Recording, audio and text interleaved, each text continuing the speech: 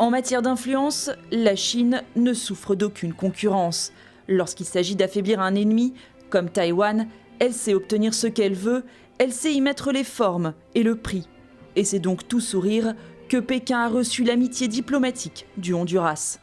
Nous reconnaissons effectivement qu'il n'y a qu'une seule Chine dans le monde et que le gouvernement de la République populaire de Chine est le seul gouvernement légitime représentant l'ensemble de la Chine.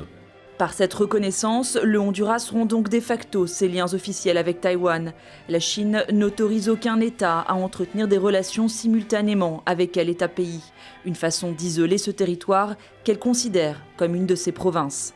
Nous adressons un avertissement sévère aux autorités taïwanaises. S'engager dans des activités qui promeuvent l'indépendance et le séparatisme taïwanais, aller à l'encontre de la volonté et des intérêts de la nation chinoise et à l'encontre de la tendance historique, est voué à une impasse. Le Honduras reproche à Taïwan de ne pas lui accorder suffisamment d'aide. Ce pays, parmi les plus pauvres d'Amérique latine, espère attirer les investissements chinois. Une illusion, estiment les autorités taïwanaises.